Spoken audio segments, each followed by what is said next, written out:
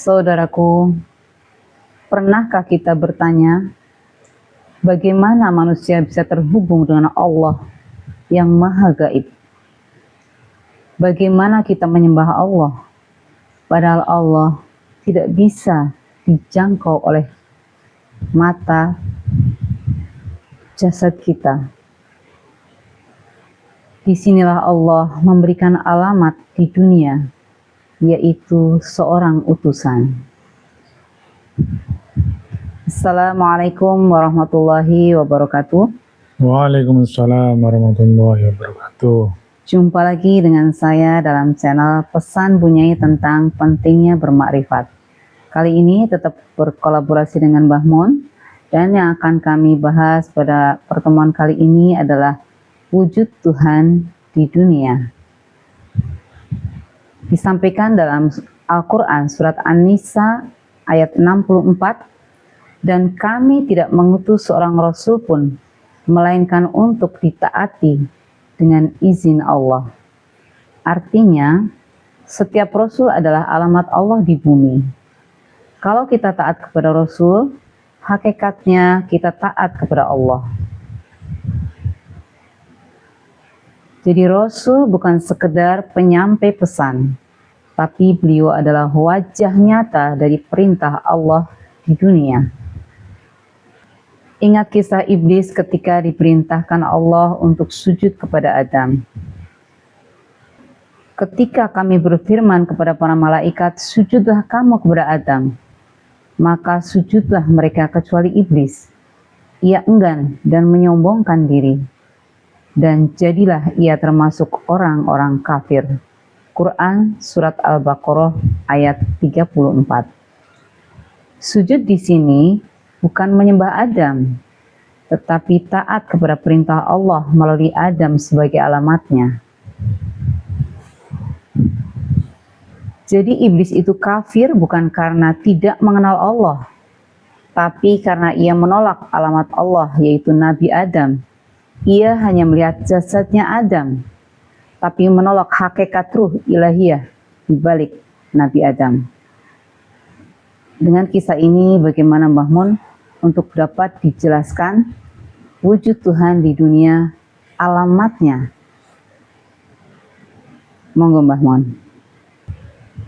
Baik Bu Nyai, ini saya kira bahasan yang sangat fundamental dan amat pokok, mengingat umat tidak diberikan pencerahan yang memadai oleh para pendakwah, para pemuka agama terkait dengan Tuhan.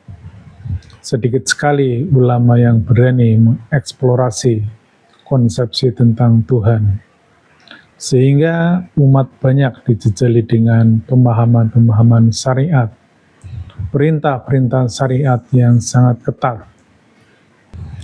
Untuk itu, Mbah Mun mempunyai sebuah pemahaman yang bisa mengeliminasi distorsi tentang konsep ketuhanan yang disebut dengan hukum kausalitas dimensional, bahwa secara umum semesta ini terdiri dari 3 dimensi atau 3 lapis alam, yakni alam tertinggi, alam ketuhanan, alam di atas ars, di mana Tuhan bersemayam.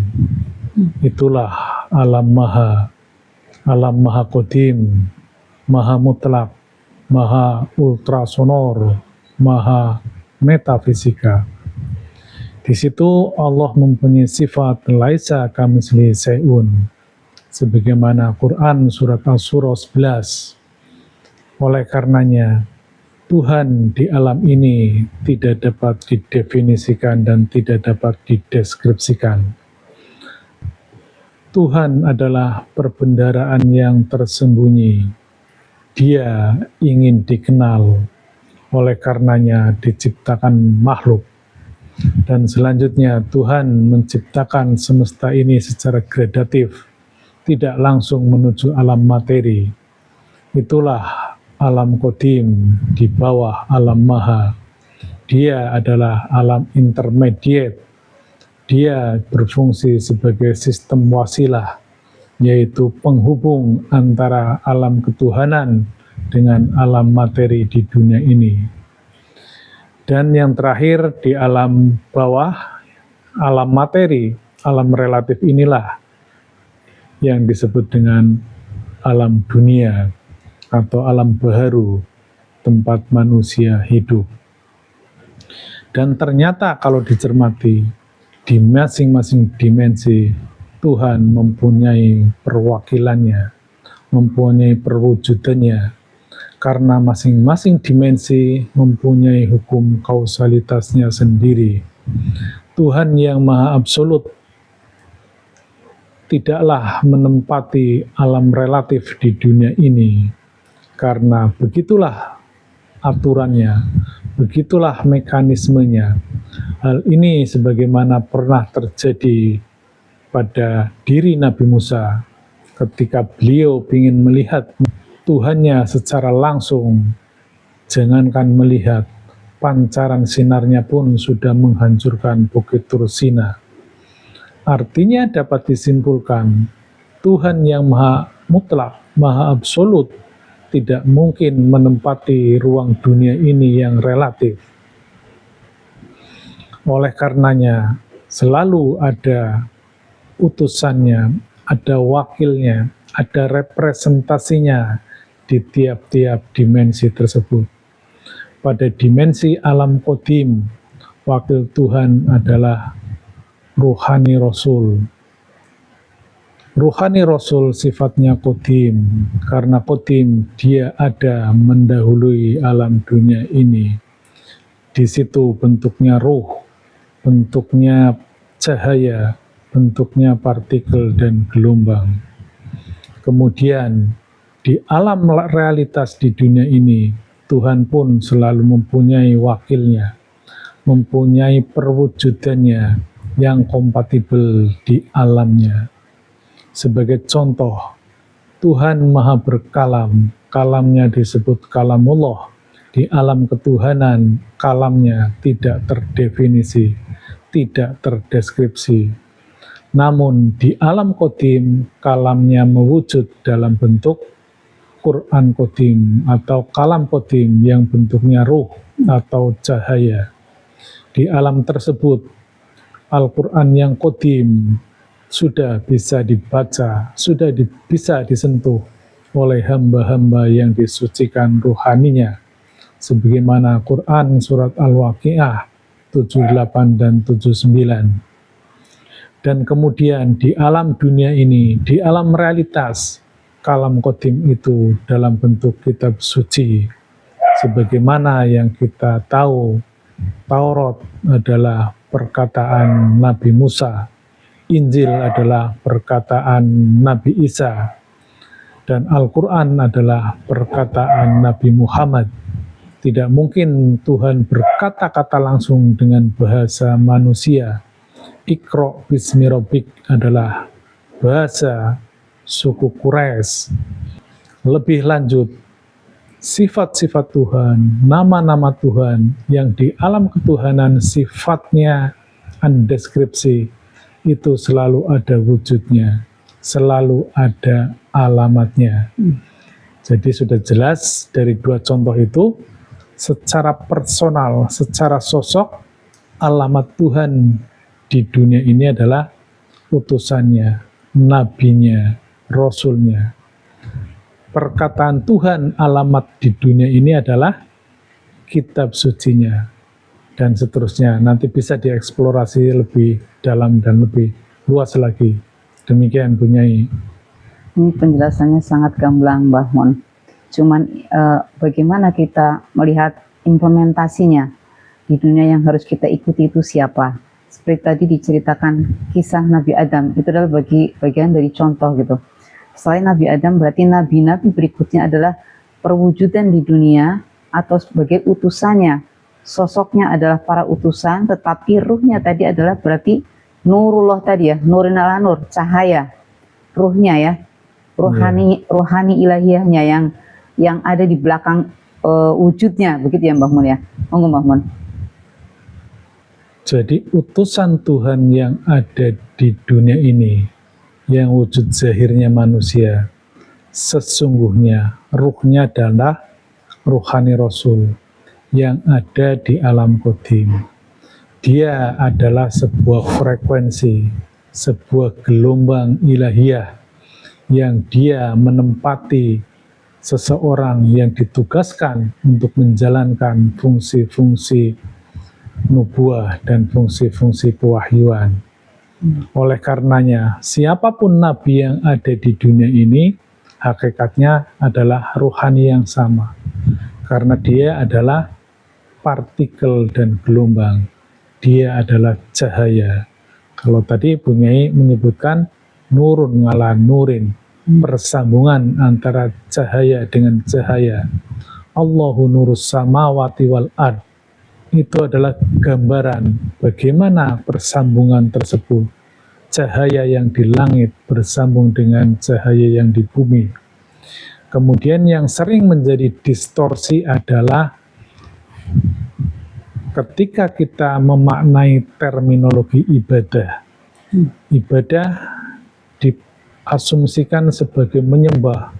Menyembah dibayangkan sebagai sesuatu yang kita bersujud dan seterusnya.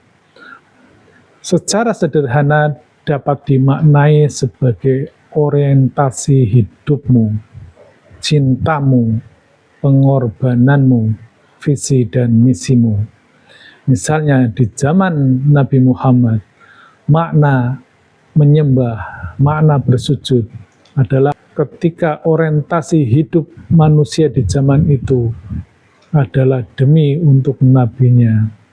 Cita-citanya, visi dan misinya adalah visi dan misi nabinya, perjuangannya, pengorbanannya. Jadi perwujudan Tuhan di dunia ini, para nabi Mbah Mun ya. Nah kalau sekarang tidak ada nabi, perwujudannya siapa Mbah Mun? Ya, saya kira ini pertanyaan menarik yang sekaligus terjadinya distorsi. Jadi kalau di masa Nabi kan sudah jelas orientasi hidup kita, cinta kita, pengorbanan kita, visi misi kita ya diselaraskan dengan yang melekat kepada diri Nabi. Namun pasca nubuah berakhir, kepada siapakah itu? Ternyata Quran sudah mengisyaratkan sebagaimana Quran surat An-Nisa ayat 59, Atiullaha wa atiur rasul wa ulil amri minkum. Taatlah kepada Allah, Rasul dan ulil amri. Allah dan Rasul adalah sesuatu yang qadim. Dia menempati alam maha qadim dan alam qadim. Itulah tali wasilah. Dan selalu ada hamba yang disucikan ruhaninya yang ada di bumi ini, yang berfungsi sebagai transmitter yang mempersambungkan ruhani umat kepada sistem wasilah tersebut. Itulah namanya ulil amri. Salah satu bentuk dari transmitter tersebut adalah ulil amri. Karena ada nama lain seperti Rasulun min anfusikum, utusan di zamanmu. Kemudian Waliya Mursida, sebagaimana Quran Surat Al-Kahfi 17, atau Al-Ulama Warasatul Anbiya. Itulah manusia-manusia yang dipilih Tuhan, yang ditugasi untuk meneruskan fungsi kenabian dan pewahyuan. Oleh karenanya, kita sebagai umat wajib menemukannya untuk dapat mempersambungkan ruhani kita ke dalam sistem wasilah tersebut. Itulah alamat Tuhan pasca nubuah berakhir. Benar, kalau kita tidak mau taat kepada alamat Allah di dunia tadi, bagaimana kita bisa berharap sampai kepada Allah di akhirat, Mbah Mun? Apa ini kita tidak, jangan-jangan kita juga mengulang kesalahan iblis, menolak utusan, berarti menolak Allah, begitu Mbah Mun? Ya, tepat sekali. Sesungguhnya secara logika juga sangat mudah dipahami, Bu Nyai. Manusia di alam dunia ini, di alam relatif ini, kan terpisah sangat jauh dengan Tuhan yang ada di alam ars. Dia terpisah secara dimensional, jarak yang tak terhingga. Dan masing-masing dimensi itu tidak bisa saling melampaui. Jadi Tuhan yang sebagaimana yang tadi saya sampaikan, Tuhan yang maha absolut tidak mungkin menempati alam relatif di dunia ini. Oleh karenanya Tuhan membuat sistem kebersambungan antar dimensional tersebut. Dan satu-satunya cara ya kita harus menemukan alamat Tuhan yang ada di bumi pada setiap zamanmu. Jadi ini juga distorsi yang luar biasa, Bu Nyai, karena pada setiap pergantian wakil Tuhan di dunia ini itu terjadi distorsi. Jadi wakilnya sudah meninggal, sudah wafat, karena dia menempati alam dunia ini terikat oleh hukum sunatullah, ada umur teknisnya, bisa wafat kalau sudah saatnya. Dan Tuhan selalu memberikan gantinya. Dan pergantian ini yang sering manusia itu gagal. Jadi misalnya kita yang beragama Islam harus mengikuti Nabi Muhammad yang 1500 tahun yang lalu. Kan sudah tidak ada orangnya. Akhirnya kan kita beragama berdasarkan keinginan sendiri, hasrat sendiri, kemauan sendiri. Jadi kita membaca literasi, walaupun prosesnya itu kita dibacakan melalui guru, melalui orang tua, tetapi hakikatnya kan kita sendiri, atas inisiatif sendiri. Berbeda ketika ada alamat Tuhan, maka kita tinggal mengikuti alamat Tuhan tersebut, karena beliau yang lebih presisi, jauh lebih presisi dengan kita, karena wakil Tuhan, dia adalah celupan Tuhan, dia adalah manusia sibghotullah, yang secara ilmu fisika frekuensinya adalah sama dengan frekuensi ilahiyah, selaras dengan frekuensi tali wasilah. Jadi kita sebagai umat tinggal menginduksi frekuensinya, atau di alam zahirnya ya kita tinggal nurut saja. Itu sungguhnya kalau diurai lagi ya kita beragama lebih pada mengikuti kebiasaan yang terdahulu, mengikuti kebiasaan nenek moyang kita. Itu distorsi yang luar biasa ini, Bu Nyai. Ya baik, Mbah Mun. Saya kira sudah sangat jelas, Mbah Mun ya. Jadi saudaraku, iblis gagal karena menolak alamat Allah, yaitu Adam. Jangan sampai kita pun gagal karena menolak alamat Allah di zaman kita, Rasulullah dan pewarisnya. Maka mari kita ikuti alamat yang Allah tunjuki di dunia, agar kita tidak tersesat dalam mencarinya. Sebab barang siapa menaati Rasul atau utusannya, sungguh ia telah menaati Allah. Demikian yang bisa kami sampaikan pada pertemuan kali ini. Mohon maaf jika banyak hal yang kurang berkenan. Akhir kata, ilahi anta maksudi wa ridhoka matlubi. Wassalamualaikum warahmatullahi wabarakatuh.